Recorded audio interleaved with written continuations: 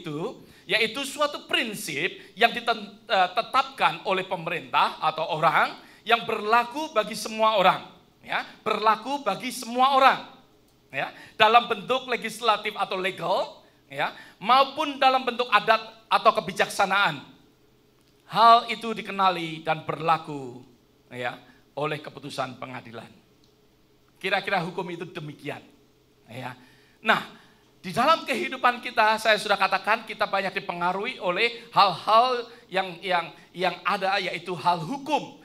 Nah, kita pun ada di dalam hal hukum kehidupan yang berdasarkan akan firman Tuhan juga. Firman Tuhan diberikan kepada kita untuk menjadi hukum kehidupan untuk kita. Nah, Alkitab menyatakan, pewahyuan menyatakan akan firman-firmannya, ya, dinyatakan kepada kita banyak hal yang menjadi hukum bagi kita, ya. Banyak hal yang kita ketahui dengan hukum 10 perintah Allah, tetapi lebih daripada itu, ya, lebih daripada 10 perintah Allah, banyak sekali hukum-hukum, ya, hukum-hukum yang ada di dalam firman Tuhan yang mengajarkan kepada kita, meskipun mungkin tidak dituliskan, ya, dengan jelas sebagaimana seperti Ten Commandment, seperti 10 perintah Allah, tetapi dituliskan sebagai hukum untuk kehidupan kita. Ada sesuatu banyak sekali di dalam Alkitab yang Tuhan nyatakan. Ada sesuatu aturan, ada sesuatu sistem, ya. Ada sesuatu sistem yang mana Tuhan tuliskan, Tuhan tetapkan sebagai hukum. Jadi segala sesuatu yang Allah singkapkan di dalam Alkitab ini menjadi hukum kehidupan kita. Menjadi hukum kehidupan kita, menjadi hukum akan saudara dan saya.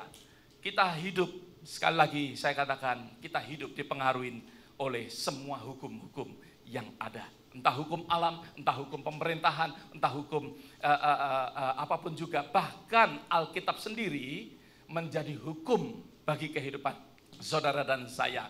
Saudara tahu bahwa pernyataan daripada Allah semuanya ini tentang kehidupan. Ada amin. Semua yang dinyatakan di dalam Alkitab ataupun perkataan daripada Allah, firman Allah, semuanya tentang kehidupan. Di dalam perjanjian lama, di dalam kitab Kejadian, saudara tahu tentang kehidupan, bagaimana orang mengalami akan kehidupan. Manusia diciptakan oleh Tuhan mengalami kehidupan. Adam dan Hawa mengalami kehidupan. Di dalam kitab Kejadian, Allah sudah memberitahukan akan hukum daripada kehidupan dan kematian. Ada amin. Manusia hidup taat kepada Tuhan, melakukan akan kehendak daripada Tuhan, setia kepada Tuhan. Maka itu lagu tadi dikatakan, ya, obey and faithful. Ya, ada sesuatu obedience di dalam kehidupan kita dan kita faithful. Karena di situ akan membawa kita kepada kehidupan. Kitab Kejadian sudah menyatakan akan hal ini. Ya. Dan juga di dalam kitab Kejadian, Tuhan sudah menyatakan kepada kita. Meskipun tidak ada hukum yang tertulis, kita sudah bisa melihat bahwa kalau manusia jatuh dalam dosa, mengikuti akan keinginan dosa, maka itu mengalami sesuatu kematian. Mengalami sesuatu kematian. Ada amin, saudara. Sesuatu yang Allah dinyatakan dari perjanjian lama sudah dituliskan tentang kematian dan kehidupan.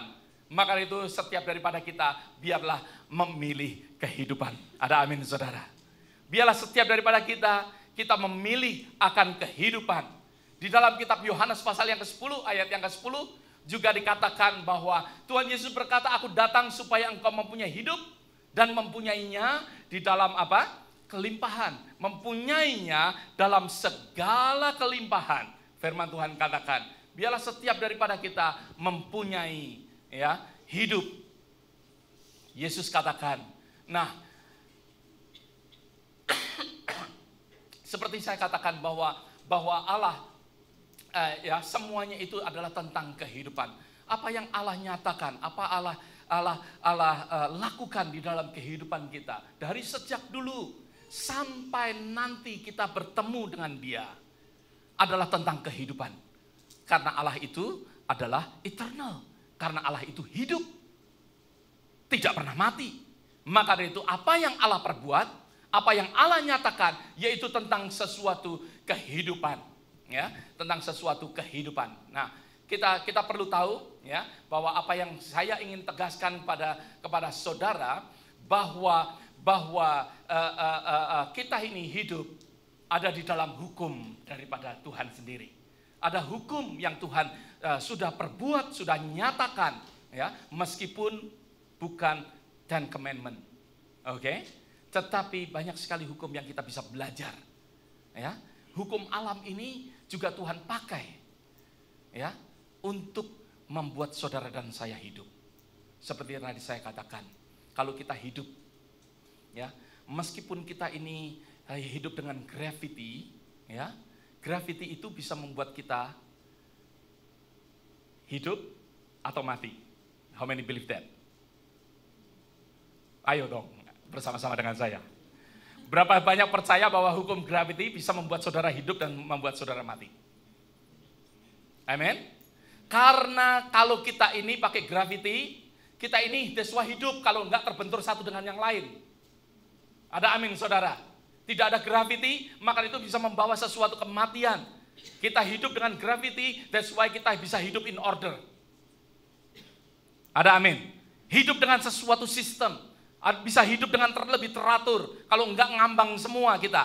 Hidup gravity bisa mematikan kita. Saudara naik ke atas pohon atau ke atas atap, dan saudara pikir bisa terbang, saudara akan flat kalau saudara lompat ke bawah.